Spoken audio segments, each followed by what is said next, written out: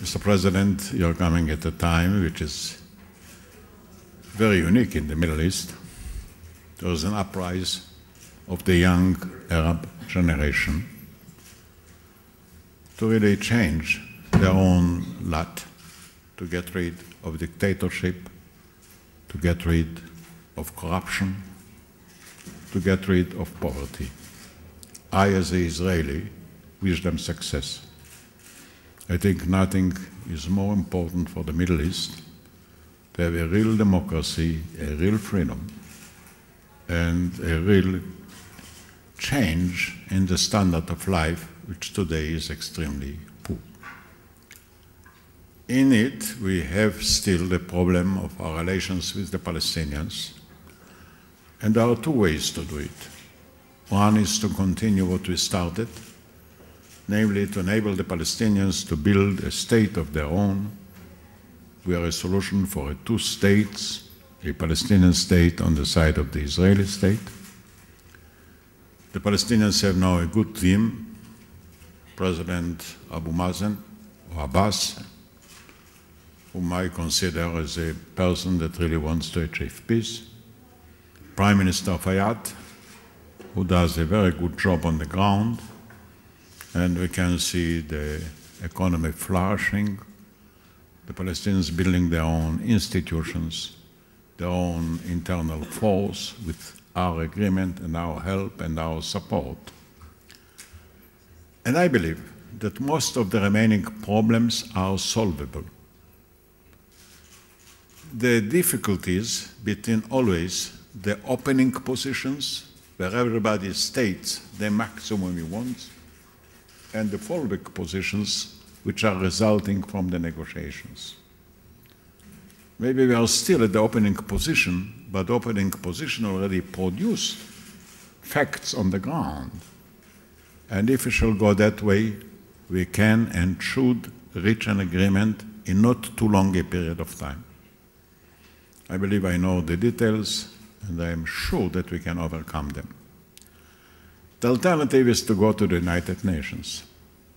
I think it's not the right thing to do, because peace must result from an agreement, not from a resolution. Peace cannot be imposed, peace must be achieved. And in the United Nations, they are dealing only with the declaration of a Palestinian state. Declarations maybe are good, but not sufficient. And what is needed, really, to have peace is not only to have a Palestinian state, but also to give answers to the security of Israel. The Palestinians understand that they have to answer the call of security by Israel, as we understand and declared that we would like to see them living independently, in respect, and in a good economic state. Let us continue and act. So it takes a little bit of time, what can I do? But we are on the right directions, we made headway, and with a little bit of patience and not too long a period of time, it can be achieved.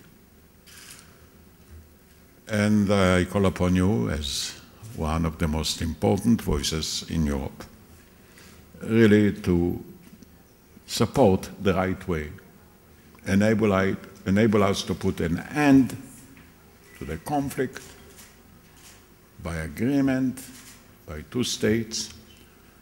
Now there is the problem really of Hamas. When it comes to Hamas, we are supporting Europe. In the quartet, you put three conditions for participation in an agreement, which means denounce terror, respect the written agreements, and recognize the State of Israel.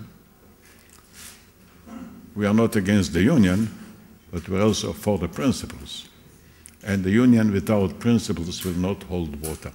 So that should be changed. Again, I wouldn't like to speak too long. I want to emphasize our very good relations between our two countries, Italy and Israel. If you permit me to be romantic, I would say we love Italy, and we love the Italian people. And we are very proud that we have reached such a high degree of understanding and cooperation in economy, in science, in arts, in literature.